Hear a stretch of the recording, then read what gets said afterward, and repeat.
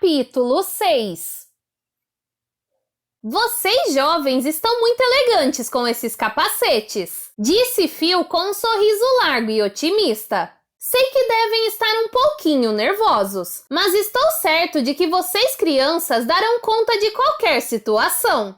Os órfãos Baudelaire suspiraram e se entreolharam de dentro de seus capacetes de mergulho. Quando alguém diz que você vai dar conta da situação, significa que essa pessoa acha que você será forte ou habilidoso bastante para lidar com qualquer imprevisto. Mas Violet, Klaus e Sunny não sabiam se poderiam dar conta da situação, já que estavam com medo de afundar. Embora já tivessem arrastado os capacetes na ida e na volta dos alojamentos, ainda não tinham percebido como eles eram incômodos até que os prenderam nos uniformes à prova d'água. Violet não gostou do fato de não poder passar as mãos através do capacete para amarrar o cabelo, caso precisasse de repente inventar algo por força das circunstâncias. Uma expressão que aqui significa enquanto percorria a gruta Gorgônia. Klaus descobriu que era difícil enxergar, pois a pequena janela circular do capacete concorria com seus óculos. E Sunny não ficou nada contente por ter de se enroscar dentro do capacete, fechar a portinhola e ser carregada pela irmã como se fosse uma bola de vôlei e não uma menininha. Quando vestiram seus uniformes apenas algumas horas antes, os três irmãos acharam que as roupas à prova d'água serviam como uma luva. Mas agora, saindo do salão principal e seguindo o capitão Andarré pelo corredor úmido e gotejante, as crianças temiam que os uniformes servissem mais como âncoras que os arrastariam para as profundezas do mar. Não se preocupem, disse Fiona como se lesse os pensamentos dos Baudelaire. Ela deu um sorrisinho para os irmãos por trás do seu capacete de mergulho. Garanto a vocês que esses trajes são totalmente seguros. Seguros, porém desconfortáveis. Desde que possamos respirar, disse Violet. Não me importa o quão desconfortáveis eles sejam.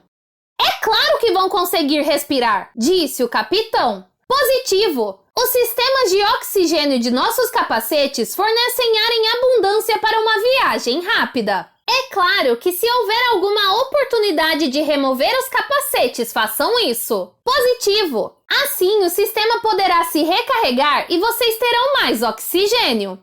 Onde vamos encontrar uma oportunidade de remover os capacetes em uma caverna submarina? Perguntou Klaus. Quem sabe? Disse o capitão Andarré. Positivo! Vocês estarão em águas não cartografadas. Eu bem que gostaria de poder ir. Positivo! Mas a furna ficou estreita demais.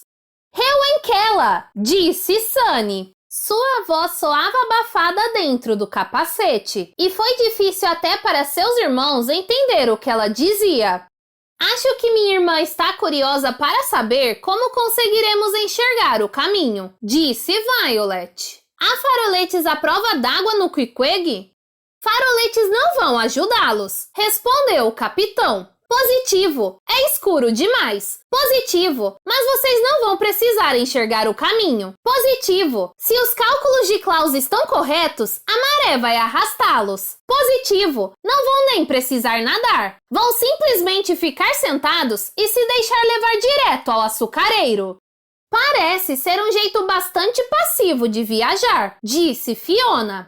Positivo, concordou seu padrasto. Parece mesmo, mas não há outra solução e não devemos vacilar. Ele parou e apontou para sua placa. Aquele ou aquela que vacila está perdido, lembrou ele.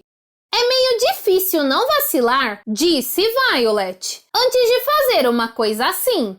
Não é tarde demais para tirar a sorte, disse o capitão. Positivo, vocês não precisam ir todos juntos. Nós três preferimos não ser separados, disse Klaus. Já tivemos problemas demais por causa disso. Acho que vocês já tiveram problemas demais, qualquer que seja o caso, disse o capitão. Positivo. Os Baudelaire estão certos, padrasto, disse Fiona. Assim faz muito mais sentido. Nós podemos precisar da perícia mecânica de Violet ou dos conhecimentos de Klaus sobre as cartas náuticas. E o tamanho de Sunny pode ser ideal se a furna ficar ainda mais estreita. Up! Disse Sunny o que queria dizer algo como: não gosto da ideia de flutuar sozinha dentro de um capacete de mergulho. E você, Fiona? Perguntou o capitão. Positivo! Você poderia ficar aqui comigo. Minhas habilidades também podem ser necessárias, disse Fiona mansamente, e os Baudelaire estremeceram, tentando não pensar no micélio medusoide e em seus esporos venenosos. Positivo, admitiu o capitão Andarré e alisou o bigode com um dedo enluvado. Bem, vou relatar tudo isso a CSC. Positivo, todos vocês, os 4 voluntários, receberão menções por bravura. Os Baudelaire se entreolharam o melhor possível através das janelinhas circulares. Uma menção por bravura nada mais é que um pedaço de papel declarando que você foi corajoso em alguma ocasião. E ao que se sabe, tais citações não foram de grande utilidade em confrontos perigosos. Seja no fundo, debaixo d'água, seja como os Baudelaire viriam a saber mais tarde, nas alturas, em plena atmosfera. Qualquer um pode escrever uma menção por bravura, e é sabido que até eu escrevo uma para mim de vez em quando, a fim de manter meu moral elevado no meio de uma jornada traiçoeira. Os 3 irmãos estavam mais interessados em sobreviver à viagem pela Gruta Gorgônia do que em receber uma declaração escrita elogiando-os por sua coragem. Mas sabiam que o capitão Andarré estava tentando manter o moral deles elevado enquanto os levava por um corredor até a sala em que encontraram pela primeira vez o capitão do Queequeg. Para entrar na água, disse o capitão, vocês só têm de subir por aquela mesma escada e dar um berro quando chegarem à escotilha. Depois vou ativar uma válvula aqui embaixo para que o submarino não se encha de água quando vocês a abrirem. E então, como eu disse, vocês simplesmente têm que se deixar levar pela correnteza. Deverão terminar no mesmo lugar que o açucareiro. E mesmo agora, você não vai querer nos contar por que o açucareiro é importante? Violet não pôde deixar de perguntar. Não é o açucareiro, disse o capitão Andarré. É o que está dentro dele. Positivo. E já falei demais. Positivo. Há segredos neste mundo que são terríveis demais para que gente jovem os conheça. Pensem só nisso. Se vocês soubessem a respeito do açucareiro e de algum modo caíssem nas garras do Conde Olaf, é impossível dizer o que ele faria. Positivo. Mas vejam pelo lado bom, salientou Phil. Quaisquer que sejam as coisas horríveis que possam estar à espreita naquela caverna, vocês não encontrarão o Conde Olaf. Não é como aquele submarino polvo caber lá dentro. Positivo, concordou o capitão. Mas vamos ficar vigiando pelo sonar só por garantia. Vigiaremos vocês também. Positivo, estaremos bem aqui vigilantes. Os sistemas de oxigênio de seus capacetes produzem ruído suficiente para vocês aparecerem como pontinhos na tela. Agora vão. Boa sorte! Vamos ficar torcendo por vocês, disse Phil.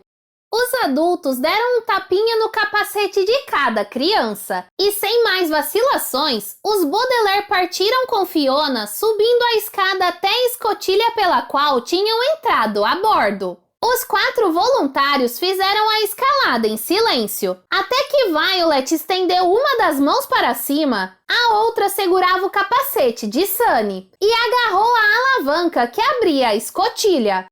Estamos prontos! Gritou ela para baixo, muito embora não se sentisse nem um pouco pronta.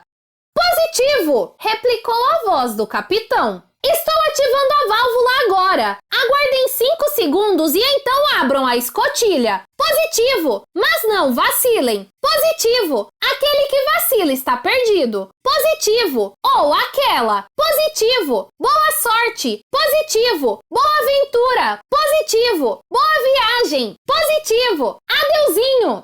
Ouviu-se um som metálico distante, presumivelmente o som da válvula ativada, e as 4 crianças aguardaram 5 segundos. Assim como você mesmo pode querer aguardar alguns segundos para que todos os pensamentos sobre os apuros dos Baudelaire desapareçam de sua imaginação, para que você não desande a chorar enquanto estuda alguns fatos maçantes sobre o ciclo das águas. Relembrando, o ciclo das águas consiste em 3 fenômenos-chave: evaporação, precipitação e acumulação, que são todos maçantes, e assim menos perturbadores se comparados ao que aconteceu aos Baudelaire quando Violet abriu a escotilha e as águas gélidas e escuras do mar jorraram para dentro da passagem. Se você fosse ler o que lhes aconteceu nos momentos seguintes, não iria conseguir dormir de tanto chorar no travesseiro ao figurar as crianças totalmente sozinhas naquela furna funesta, flutuando aos poucos para o fundo da caverna. Por outro lado, se resolvesse ler sobre o ciclo das águas, você não iria conseguir ficar acordado, pois a descrição do processo pelo qual a água é distribuída por todo o mundo é bastante maçante. E assim, como cortesia a você, continuarei este livro de um jeito que seja melhor para todos os envolvidos. O ciclo das águas consiste em 3 fenômenos: evaporação, precipitação e acumulação, que são os 3 fenômenos que compõem aquilo que é conhecido como o ciclo das águas. Evaporação, o primeiro dos 3 fenômenos, é o processo pelo qual a água se transforma em vapor para formar nuvens, como aquelas que são vistas em céus nublados, ou em dias nublados, ou até mesmo em noites nubladas. Essas nuvens são formadas por um fenômeno conhecido como evaporação, que é o primeiro dos 3 fenômenos que constituem o ciclo das águas. Evaporação, o primeiro desses 3, é simplesmente um termo aplicado a um processo pelo qual a água se transforma em vapor para formar nuvens. As nuvens podem ser reconhecidas por sua aparência e costumam ser vistas em dias nublados ou em noites nubladas quando figuram em céus nublados. O nome do processo pelo qual as nuvens são formadas, pela água que se transforma em vapor e se torna parte da formação conhecida como nuvem, é evaporação, o primeiro dos 3 fenômenos que constituem o ciclo da água, também conhecido como o ciclo das águas. E com certeza a essa altura você já deve estar dormindo, e portanto pode ser poupado dos horripilantes detalhes da jornada dos Baudelaire. No instante em que Violet abriu a escotilha, a passagem foi inundada pela água e as crianças flutuaram para fora do submarino e para dentro do negrume da Gruta Gorgônia. Os Baudelaire sabiam, é claro, que o Queequeg entrara em uma caverna submarina, mas eles ainda estavam despreparados para a escuridão e o frio lá de dentro. A luz do sol não atingia as águas da gruta havia um bom tempo, desde a época em que a Aquaticusão Whistle estava em plena atividade, uma expressão que aqui significa ainda não destruída sob circunstâncias suspeitas. E a água parecia uma enregelante luva negra que envolvia as crianças com seus dedos gélidos. Como Klaus previra depois de estudar as cartas náuticas, as correntes da caverna arrastaram os jovens para longe do submarino. Mas na escuridão era impossível ver quão depressa e quão longe estavam indo. Em pouco tempo, os 4 voluntários perderam o Queequeg de vista, e depois, um ao outro. Se a gruta estivesse equipada com algum tipo de sistema de iluminação como outrora, as crianças poderiam ter visto algumas coisas. Poderiam ter notado o mosaico no chão da gruta. Milhares e milhares de ladrilhos coloridos, retratando nobres eventos da história remota de uma organização secreta. E retratos de famosos escritores, cientistas, artistas, músicos, filósofos e chefes de cozinha que inspiraram os membros da organização. Poderiam ter visto uma enorme e enferrujada máquina de bombear, que era capaz de drenar a gruta inteira, ou inundá-la de volta com água do mar em questão de minutos. Poderiam ter olhado para cima e visto os ângulos agudos de diversos corredores subreptícios de chamas que levavam para cima, bem como outras passagens secretas que outrora iam até lá em cima na Central de Pesquisas Marinhas e Serviços de Aconselhamento Retórico. Ou poderiam ter visto a pessoa que estava usando uma das passagens agora e provavelmente pela última vez, enquanto seguia seu difícil e escuro caminho para o Queequeg. Mas em vez disso, tudo que as crianças conseguiam ver através de suas janelinhas circulares eram trevas. Os Baudelaire já tinham visto trevas antes, é claro. Trevas em passagens e túneis secretos. Trevas em edifícios abandonados e ruas desertas. Trevas nos olhos de pessoas perversas. E até trevas em outras cavernas. Mas nunca antes se sentiram tão completamente no escuro como agora. Eles não sabiam onde estavam. Embora Violet tivesse sentido muito de leve, seus pés roçarem em alguma coisa muito lisa, como um ladrilho firmemente assentado no chão.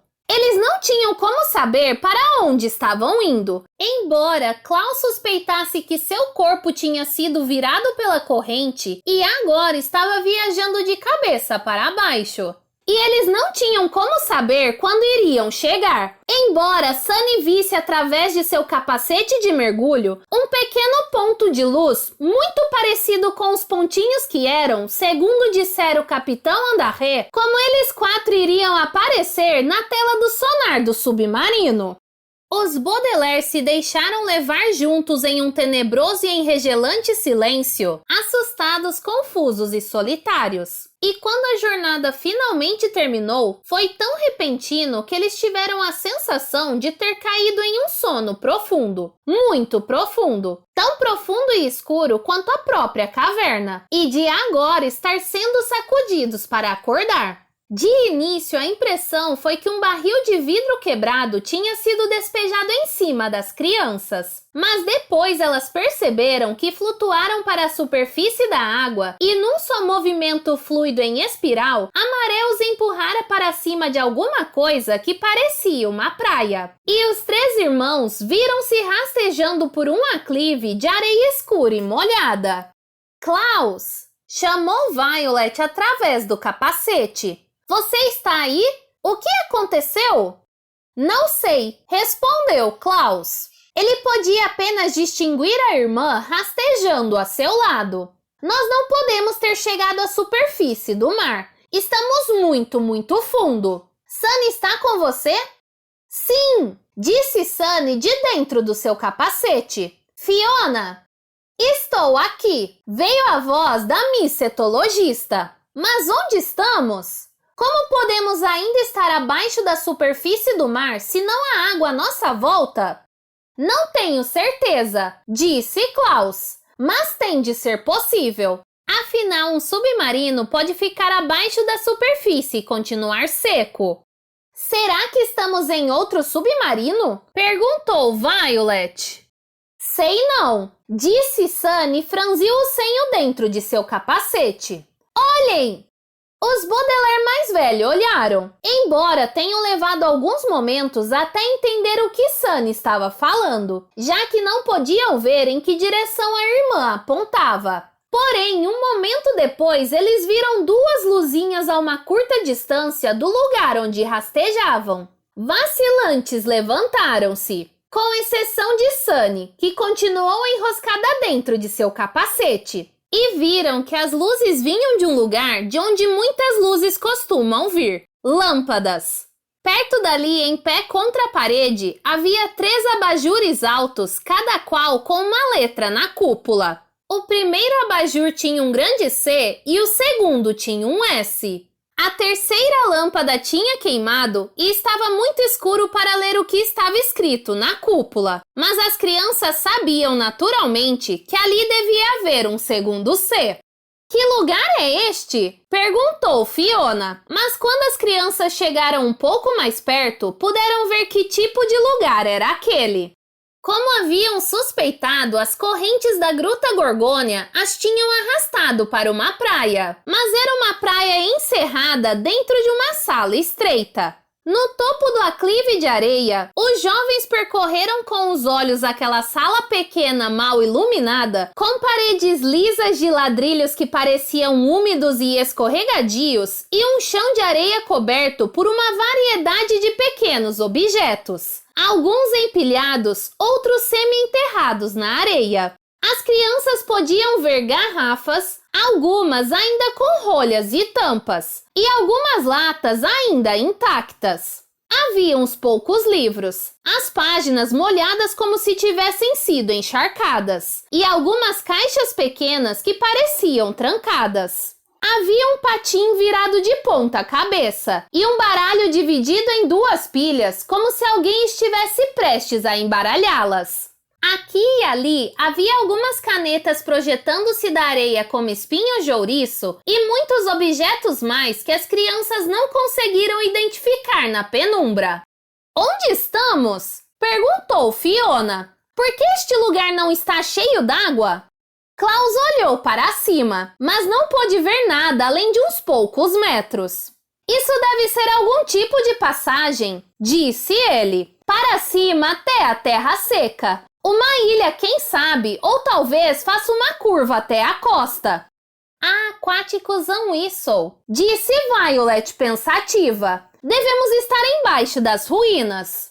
Oxi, perguntou Sunny o que queria dizer. Isso significa que agora podemos respirar sem os capacetes? Acho que sim, disse Klaus, e então removeu cuidadosamente seu capacete, um ato pelo qual eu lhe teria dado uma menção por bravura. Sim, disse ele, podemos respirar. É melhor todo mundo tirar os capacetes, assim nossos sistemas de oxigênio poderão se recarregar. Mas o que é este lugar? Fiona perguntou de novo, removendo seu capacete. Por que alguém construiria uma sala aqui embaixo? Parece que foi abandonada, disse Violet. Está cheia de tralha. Alguém deve vir trocar as lâmpadas, lembrou Klaus. Além disso, toda essa tralha foi trazida até aqui pela maré como nós. E açucareiro, disse Sunny. É claro, disse Fiona olhando para os objetos na areia. Ele deve estar por aqui em algum lugar. Vamos achá-lo e dar-o fora, disse Violet. Não gosto deste lugar. Missão, disse Sunny o que queria dizer. Uma vez encontrado o açucareiro, nossa tarefa estará cumprida. Não exatamente, disse Klaus. Ainda teremos de retornar ao Queequeg. Contra a corrente, devo acrescentar. Procurar o açucareiro é apenas meia batalha. Todos balançaram a cabeça, concordando, e os 4 voluntários se espalharam e começaram a examinar os objetos na areia. Dizer que alguma coisa é meia batalha é como dizer que alguma coisa é meio sanduíche, porque é perigoso anunciar que alguma coisa é meia batalha quando pode ser que a parte muito mais difícil ainda esteja aguardando nos bastidores. Uma expressão que aqui significa mais perto de acontecer do que você gostaria. Você pode pensar que aprender a ferver água é meia batalha apenas para descobrir que fazer um ovo pochê é muito mais complicado do que você pensava. Você pode pensar que escalar uma montanha é meia batalha apenas para descobrir que os bodes montanheses que vivem no topo são atrozes criaturas fortemente armadas.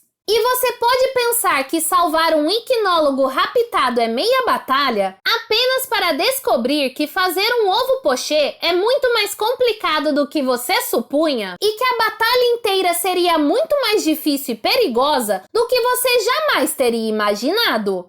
Os Baudelaire e sua amiga micetologista achavam que procurar o açucareiro era meia batalha, mas lamento ter de contar que eles estavam errados. E você tem sorte de ter adormecido lá atrás durante minha descrição do ciclo das águas, pois assim não vai ficar sabendo da outra metade da batalha dos Baudelaire e do horrível veneno contra o qual tiveram de batalhar não muito tempo depois de sua busca pela areia.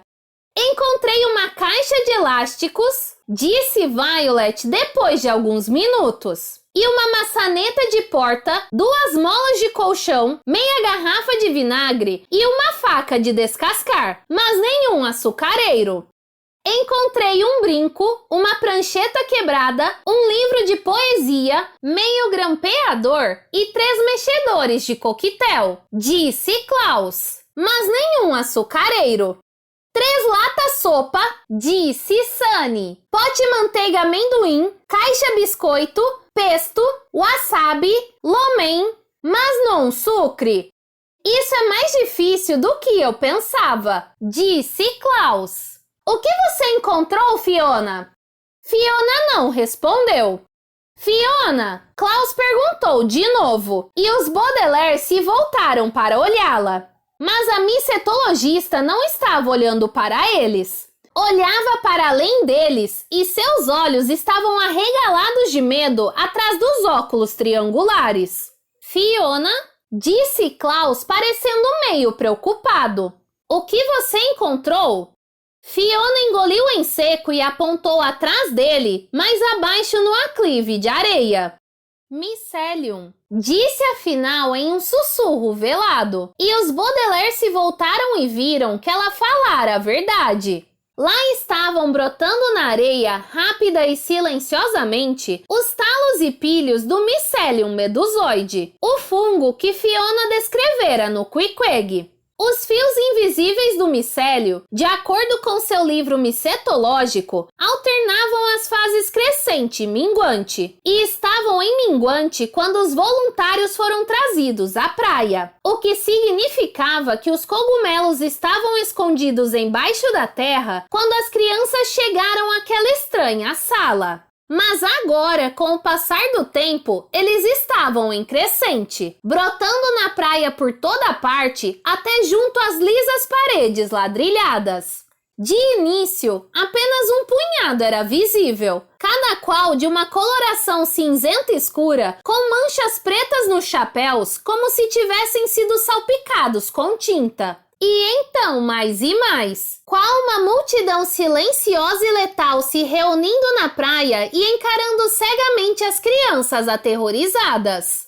Os cogumelos só se aventuravam até a metade do aclive de areia, portanto, parecia que o fungo venenoso não iria engolfá-las. Não ainda, pelo menos.